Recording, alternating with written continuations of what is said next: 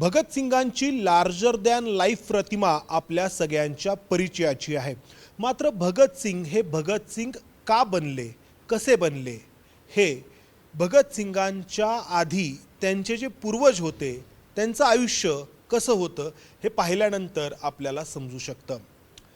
भगतसिंगांच्या बलिदानानंतर भगतसिंगांच्या सख्खी पुतणी असलेल्या वीरेंद्र सिंधू यांनी 1967 साली यावरती युगदृष्टा भगतसिंग अशा आशयाचं एक पुस्तक लिहिलं. आज या हिंदीमध्ये लिहिलेल्या पुस्तकाचं मराठी भाषांतर प्रकाशित होतंय युगदृष्टा भगतसिंग या नावाने. ज्यांनी भगतसिंगांचं हे चरित्र लिहिलं त्या वीरेंद्र सिंधू भगतसिंगांच्या सख्ख्या पुतणी होत्या. आज आपल्यासोबत वीरेंद्रसिंह सिंधू यांचे सख्खे बंधू म्हणजे भगतसिंगांचे सख्खे पुतणे किरणजीत सिंह आपल्यासोबत आहेत, जे या पुस्तकाच्या प्रकाशनाच्या निमित्ताने पुण्यामध्ये आहेत. सर, आपका बहुत बहुत स्वागत पुणे में. और हम खुद को बहुत खुदकिस्मत समझते हैं कि आप हमारे साथ बात कर रहे हैं. भगत सिंह जी के आप वारिस हैं. सर, भगत सिंह के बारे में लोगों के मन में जो एक प्रतिमा है वो तो हम सब जानते हैं, लेकिन इतने कम आयु में इतना प्रखर विचार रखने वाला ये नौजवान किस तरीके से ढलता चला गया, इसके पीछे की आपके परिवार की जो पार्श्वभूमि है, जो बैकग्राउंड है, वो क्या है? क्या भगत सिंह जी के पहले भी आपके घर में क्रांतिकारक रहे हैं उस समय में, और अगर रहे हैं तो वो कौन थे? ये कहानी 3 जनरेशन्स की है.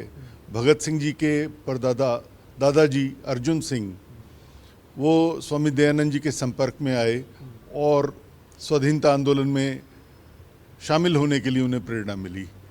भगत सिंह जी के पिता मेरे दादाजी सरदार किशन सिंह बहुत बड़े स्वतंत्रता सेनानी थे, और भगत सिंह जी के 2 काका सरदार अजीत सिंह और सरदार स्वर्ण सिंह भी स्वतंत्रता आंदोलन में थे. सरदार स्वर्ण सिंह जेल में अंग्रेज़ों की यातनाएं सहते हुए 1910 में शहीद हो गए लाहौर जेल में. दूसरे काका सरदार अजीत सिंह एक किसान नेता थे जिन्होंने लाला लाजपत राय के साथ मिलके पगड़ी संभालो जट्टा नाम की एक मूवमेंट चलाई. उन्हें निर्वासित किया गया मांडले में लाला लाजपत राय और अजीत सिंह को, जहां लोकमान्य बाल गंगाधर तिलक भी उस जेल में बंद थे. 2 वर्ष वो वहाँ रहे, और उसके बाद जब लौट के आए तो फिर उन्हें लंबी गिरफ्तारी की आशंका थी. साथियों ने कहा विदेश चले जाएं, तो अगले 40 वर्ष उन्होंने नेताजी के साथ मिलके यूरोप के कई देशों में, जर्मनी में, इटली में रह के INA गठित की और आज़ादी के लिए काम किया. भगत सिंह जी के पिता पर, सरदार किशन सिंह जी पर भी 42 राजद्रोह के मुकदमे थे. इस पृष्ठभूमि से भगत सिंह आए, और बचपन से ही घर में स्वतंत्रता सेनानियों का आना जाना था, और उन्होंने प्रेरणा ली छत्रपति शिवाजी महाराज से, महाराणा प्रताप से, गुरु गोविंद सिंह जी से, जिन्होंने अपने 4 पुत्रों को देश और धर्म पर वार दिया.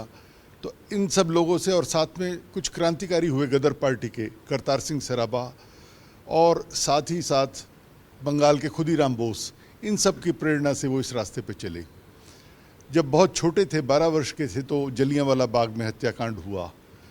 तो भगत सिंह एक दिन चुपचाप स्कूल न जाके, लाहौर में तब परिवार रहता था, वो अमृतसर आए और पूरा दिन वहाँ जलियांवाला बाग में रहे, और शहीदों के रक्त रंजित मिट्टी एक बोतल में भर के ले गए.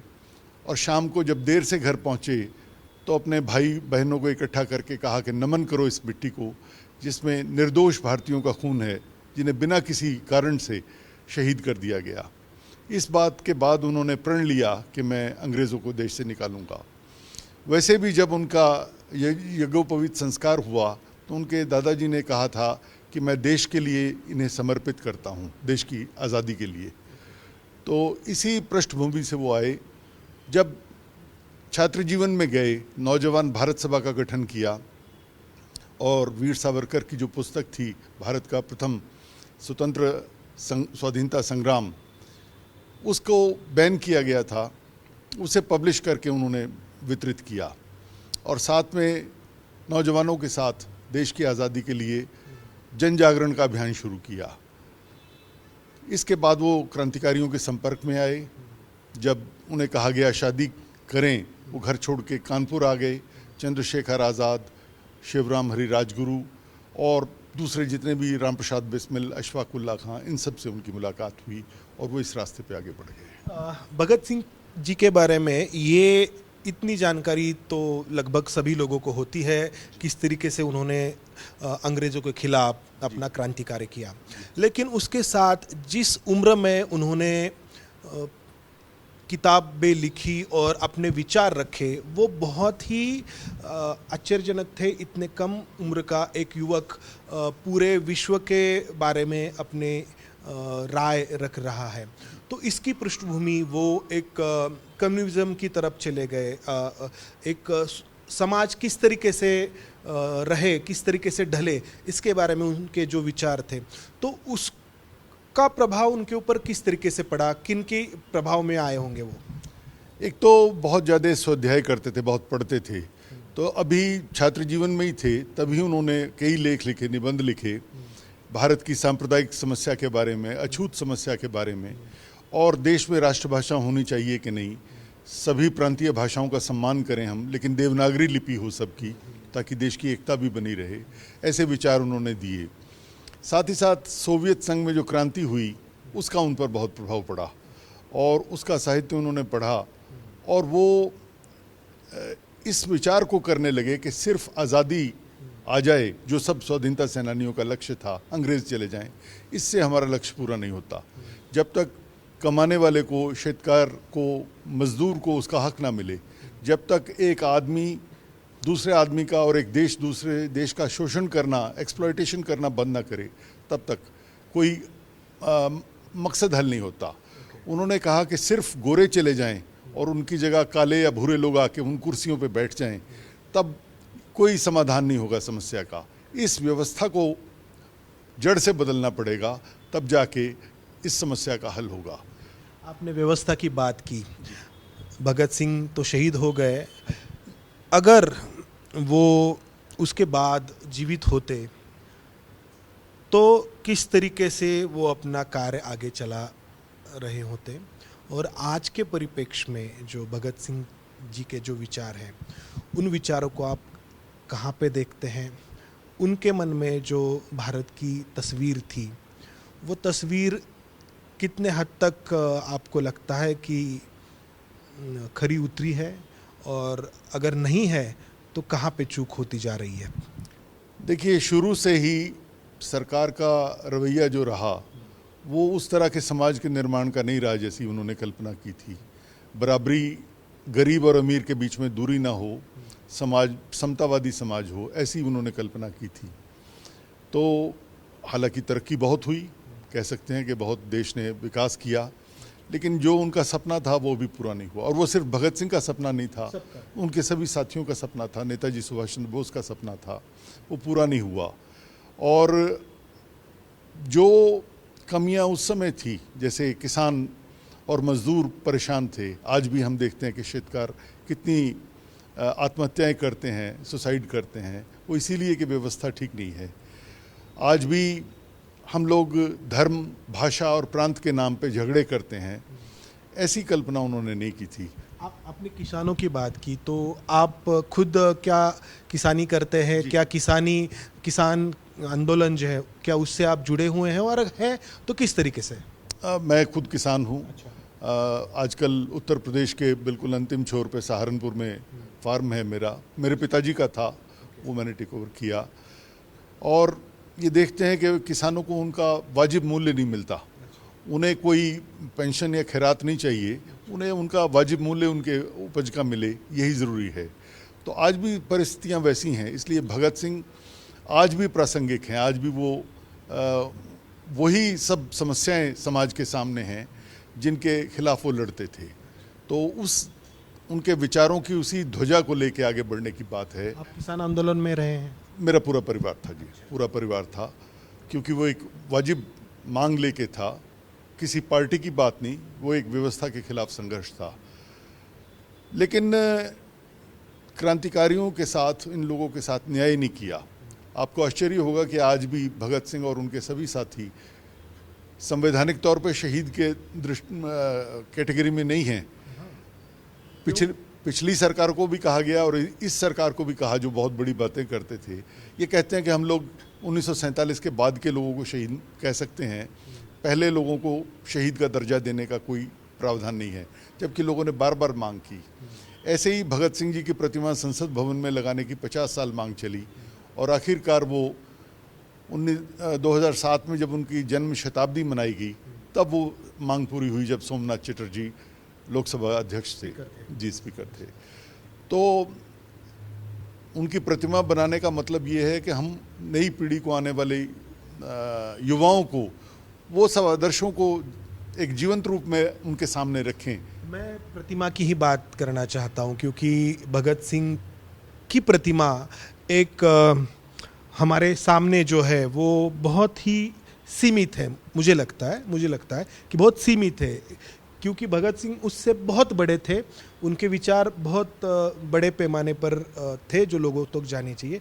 जो प्रतिमा है उसको लेकर आप क्या कहेंगी? एक बहुत ही रोमांटिसिज्म भगत सिंह के नाम से लगभग जुड़ा हुआ है कि एक इतने कम उम्र का नौजवान जो क्रांतिकारी बना और पूरे देश में उसने अंग्रेज़ों के खिलाफ एक लहर तैयार की। लेकिन उसके बाद जो उन्होंने रखा था विचार, वो आपने बताया। अगर भगत सिंह होते, अगर मगर की बात करना वैसे तो ज़्यादा ये नहीं है, अगर होते तो किस तरीके से होते ऐसा आपको लगता है? वो आज भी इस व्यवस्था जिसमें अन्याय है नागरिकों के साथ, उसके खिलाफ संघर्षशील होते। और आज जो भ्रष्टाचार है, जो भाई भतीजावाद है, जो भी बुराइयां समाज में हैं, इनके खिलाफ वो लड़ते हुए होते। और उन्होंने कहा कि मुझे, मेरे विचारों को पढ़ें, भगवान बना के उनकी पूजा ना करें, उनकी प्रतिमाओं पे माला चढ़ाने की बजाय उनका जो साहित्य उसे लोग पढ़ें, ताकि एक आदर्श समाज का निर्माण हो सके। बहुत बार हम देखते हैं कि भगत सिंह को किसी के खिलाफ, किसी हम उम्र के खिलाफ, या हम उस समय जो नेता थे भारत के, उनके खिलाफ खड़ा करने की कोशिश होती है कि ये भगत सिंह उस बाजू में थे और ये नेता उनके खिलाफ थे, या फिर भगत सिंह उनके खिलाफ थे और दोनों में अंतर था। तो इसको आप कैसे देखते हैं? क्या अंतर था? भगत सिंह को सच में उस समय किसी ने मदद नहीं की? नहीं, मदद की उन्हें ज़रूरत ही नहीं थी। उन्हें कहा गया कि आप दया की प्रार्थना करें, मर्सी पिटिशन करें। तो उन्होंने कहा कि मैं जिस जगह पे पहुंच गया हूं, मैं जीवित रहूंगा तो मेरी कमज़ोरियां भी लोगों के सामने आएंगी, इसलिए आज़ादी के लिए बलिदान देना आवश्यक है। मैं बलिदान दूंगा और मैं इससे पीछे नहीं हटूंगा। उनका कहना था कि एक ऐसे मोड़ पे देश आए मेरे फांसी के बाद कि एक भगत सिंह जाए तो घर घर में लाखों भगत सिंह पैदा हों। तो उन्होंने कोई इसकी इच्छा नहीं की। महात्मा गांधी के ऊपर बहुत बार आरोप लगाए जाते हैं भगत सिंह को लेकर कि उन्होंने मदद नहीं की, या फिर ऐसा एक पोर्ट्रेट किया जाता है, ऐसा एक तस्वीर खड़ी करने की कोशिश की जाती है कि महात्मा गांधी अगर चाहते तो भगत सिंह बच सकते थे। देखिए, भगत सिंह और इनके सभी साथी स्कूल छोड़ के असहयोग आंदोलन में गांधी जी के नेतृत्व में आए थे, लेकिन जब चौरा चौरी कांड के बाद उन्होंने आंदोलन स्थगित किया, तब विद्रोह करके ये लोगों ने अपना अलग रास्ता चुना। तो गांधी जी चाहते या नहीं चाहते, ये विवाद में पड़ना सही नहीं है, क्योंकि भगत सिंह खुद चाहते थे कि बलिदान हो, वो अपने आप को बचाने के लिए इच्छुक नहीं थे। उनके पिताजी ने, सरदार किशन सिंह जी ने, टेक्निकल ग्राउंड्स पे एक पिटीशन दायर की कि भगत सिंह जिस दिन सॉन्डर्स का मर्डर हुआ लाहौर में नहीं थे। इससे भगत सिंह जी बहुत नाराज़ हुए। उन्होंने कहा, पिताजी आप बहुत बड़े देशभक्त हैं, लेकिन पुत्र प्रेम में आपने कमज़ोरी दिखा दी, आप फौरी तौर पर इस पिटीशन को वापस लीजिए। तो भगत सिंह जी ने वायसराय को साथियों के कहने पर एक पिटीशन दी कि हम पर यह आरोप है कि हमने ब्रिटिश राजा के खिलाफ, शासक के खिलाफ युद्ध किया है, इस नाते से हम युद्धबंदी हैं, तो बजाय फांसी देने के ब्रिटिश फौजी दस्ता भेज के हमें गोली से उड़ाया जाए, हम ये मांग करते हैं। तो ये निरर्थक विवाद है कि गांधी जी ने प्रयास किया या नहीं किया। गांधी जी से उनका मतभेद जो था वो अहिंसा और हिंसा वाले मामले पे था। तो भगत सिंह जी चाहते थे कि रीजनेबल अमाउंट में अगर कहीं अपनी बात रखने के लिए कुछ करना पड़े, एक्शन, उसे किया जाए। तो यही विवाद था। लेकिन सम्मान उनका सबके लिए था और उनकी फांसी के बाद सरदार किशन सिंह जी लाहौर और अमृतसर के क्षेत्र से कांग्रेस के निर्विवाद विधायक भी रहे 2 बार, तो परिवार उनके साथ जुड़ा हुआ था। लेकिन ये है कि युवाओं में बहुत गुस्सा था गांधी जी के प्रति कि उन्होंने प्रयास नहीं किया जैसे उन्हें करना चाहिए था। नेहरू जी ने भी इस बात को अपने सोशलिस्ट पत्रिका में लिखा था कि युवा वर्ग जो कांग्रेस का है वो चाहता है कि भाई उनकी फांसी रुके। बहुत से हाउस ऑफ कॉमन्स के सदस्यों ने भी साइन किए कि भगत सिंह जैसे लोग रोज़ पैदा नहीं होते, तो इनकी फांसी को कम्यूट करके उम्र कैद में बदला जाए। इसीलिए लोगों ने बहुत विरोध किया। जब कराची कांग्रेस 1931 में फांसी के थोड़े ही दिन बाद हुई कांग्रेस अधिवेशन, जब गांधी जी उसमें गए तो कांग्रेस के युवा वर्ग ने उन्हें काले गुलाब भेंट किए और कहा कि आपने उन्हें बचाने का प्रयास नहीं किया। लेकिन भगत सिंह जी पर इस बात का कोई प्रभाव नहीं था। वो तो खुद चाहते थे कि बलिदान दें और देश को जगाने के लिए अब वो जो एक्शन करते थे लोगों तक मैसेज नहीं जाता था। तो उन्होंने फ्रेंच क्रांतिकारी वेला को पढ़ा जिसने फ्रांस की असेंबली में बम फेंका था, इसलिए कि लोगों की आवाज़ जाए। इसी को अनुसरण करके उन्होंने केंद्रीय असेंबली में बम फेंका। वो किसी की जान लेने के लिए नहीं था, बल्कि करोड़ों दबे और कुचले लोगों की आवाज़ को पहुंचाने के लिए था। उस बम में कोई धमाके के अलावा कुछ शार्पनर्स वगैरह नहीं थे जिससे किसी को चोट पहुंचती। सिंबॉलिक था और उससे पूरी दुनिया में मैसेज गया कि अब हिंदुस्तान के युवा जाग गए हैं और इनकी आज़ादी को ज़्यादा दिन नहीं रोका जा सकता। सर, मैं आखिरी सवाल पूछना चाहूँगा कि हमने कई सारे बड़े लोगों के वंशज देखे हैं जो आगे चलकर कहीं ना कहीं किसी न किसी पद पर हमने देखे हैं। आपको भी न्योते आए होंगे, अगर और आगे बढ़कर मैं कहूँ तो ऑफर्स आए होंगे। जी। नहीं, भगत सिंह जी के बाद भी मेरे पिताजी, मेरे दूसरे ताऊ जी कुलबीर सिंह, बुआ जी अमर कौर, ये सब लोग लंबे कारावास में रहे। तो कभी ये मंशा नहीं रही, कभी हम लोगों की ये इच्छा नहीं रही कि उनके बलिदान को हम इनकैश कराएं। सिर्फ एक ही कामना है कि जो सपना उन्होंने देखा वैसा हिंदुस्तान बने। सबसे बड़ी श्रद्धांजलि उनके लिए यही होगी।